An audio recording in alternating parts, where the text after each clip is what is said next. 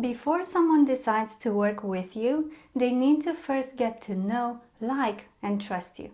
The knowing and the liking might happen simply through having a social media presence, but building trust comes as a consequence of offering value. But how much free value should you offer anyway?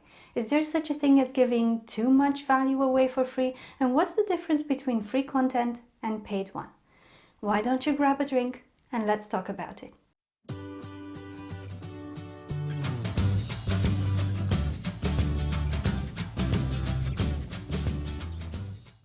Hello and welcome to the Savvy Corner, where we talk about managing your money, your business, and your mind around it. In today's video, I want us to talk about the balance between offering free value and giving away too much content for free. This is a dilemma that a lot of new business owners have, including some of the clients that I work with. So, if you want to know more about the subject, this video is for you. Have you got your drink yet? Good. Now let's jump straight in. First of all, what is free value? What I'm talking about here are insightful and helpful social media posts, any downloadable documents and lead magnets that you offer, any challenges you're running, or free webinars. Free value is the content you give to your audience without charging for it. It is not, however, giving out your core offering for free or doing pro bono work. It's really important to make this distinction.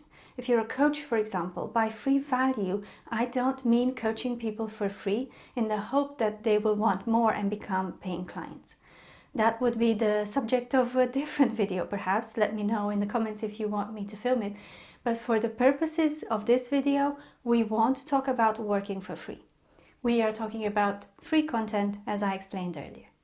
Okay, now that you know what I mean by free value, let's talk about why it's important to offer content to your audience for free.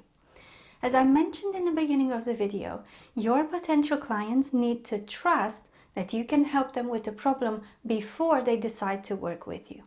And that is exactly what you're doing with your free content. You are not only showcasing your knowledge and expertise in your line of work, but by following your work and advice, people can see results from it even before they become paying clients. And that is huge.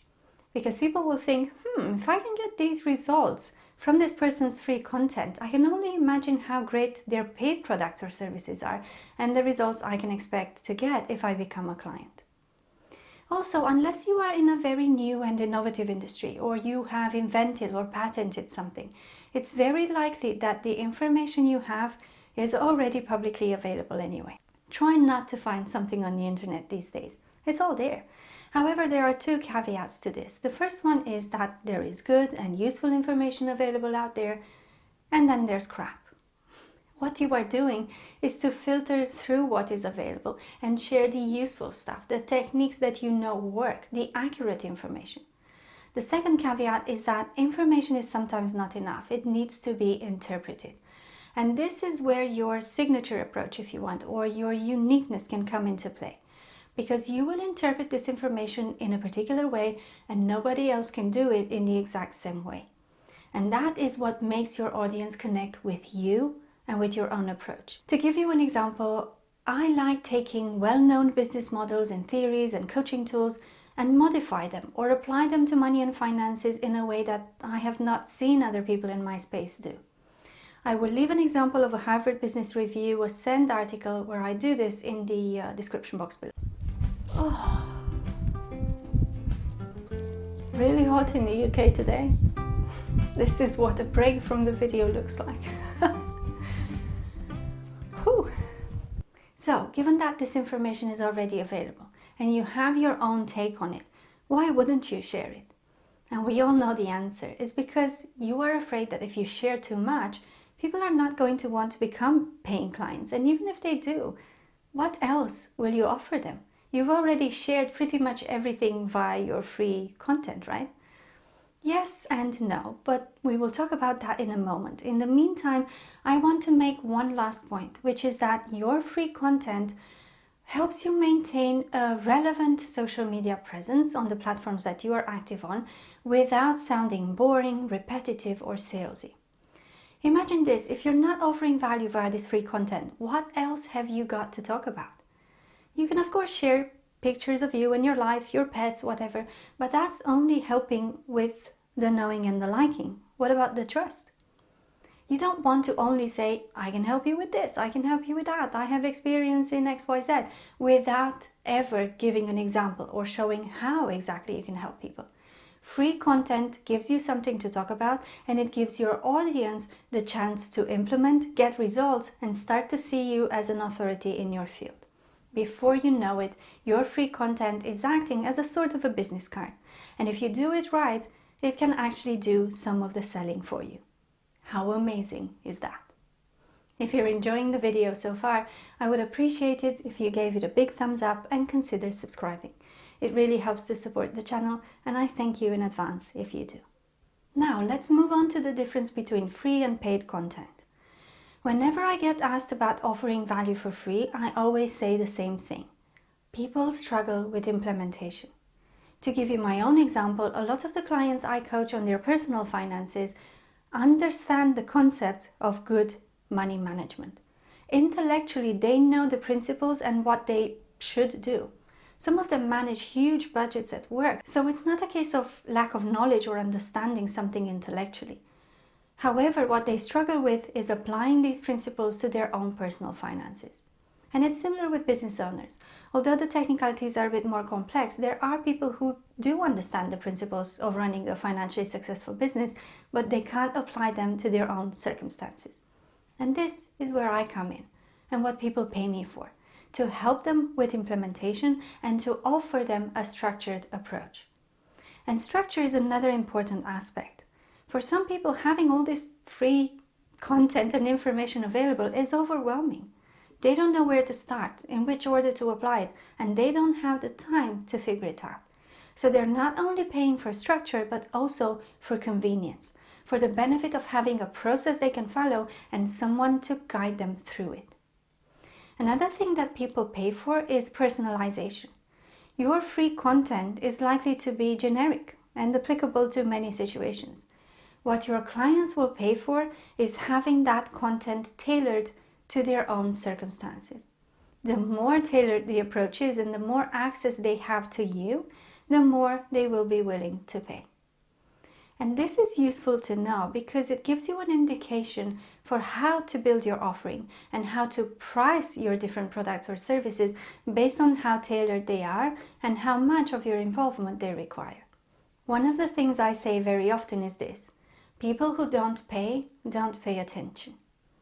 I didn't coin this phrase, I heard it somewhere, I don't remember where, but it means exactly that. People who consume your free content might not take action on it. They might think, oh, it's amazing, very relevant to their situation, but that's it. And they do this because they don't have any skin in the game, meaning they don't have anything to lose if they don't implement your advice. On the other hand, the moment someone pays for something, their commitment level automatically rises because now they do have something to lose if they don't take action. And typically, the bigger their monetary investment, the more attention they will pay and the more action they will take. What I'm trying to say here is that even your free content can become more valuable by the simple fact that people have made a monetary investment to access it. One of the important aspects of pricing is that it doesn't have so much to do with you, but with your client and the value they attach to your product or service. Anyway, let's not digress. From everything that I've talked about so far, you can probably guess by now that I am an advocate of sharing most of your knowledge in the form of free content. As I said, it's likely that it's available anyway. But what I recommend you don't share for free are any tools that you've created in order to apply a particular model. In my case, I have a few spreadsheets and models that I developed myself, and people get access to them when they become paying clients. However, some of the models I use for my signature approach are well-known models, and it's the application that is different, and I do share some of those for free. In fact, I will leave you a card here to a video where I use the SWOT analysis model and apply it to money and finances in the context of coronavirus, just to serve you as an example of what I mean. At this point you might be thinking, okay Alisa, but if I share most of what I know, how can I avoid people stealing my ideas or concepts? And the answer is, you can't avoid it. You can mitigate it by adding watermarks to your videos and claim copyright in your terms and conditions, etc. But someone stealing your content or ideas is always a possibility. It has happened to me in the past and it might happen in the future, but this is the thing.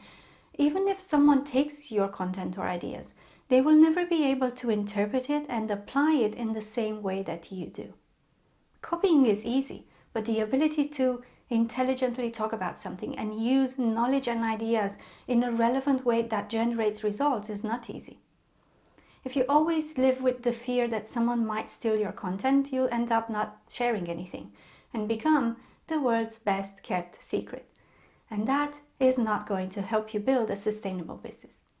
If you enjoyed the video, there is more similar content available on my channel. Why not start with the 2 videos that are suggested on the screen right now? That's it from me for today. Thank you so much for watching. I'll see you in the next one. Bye!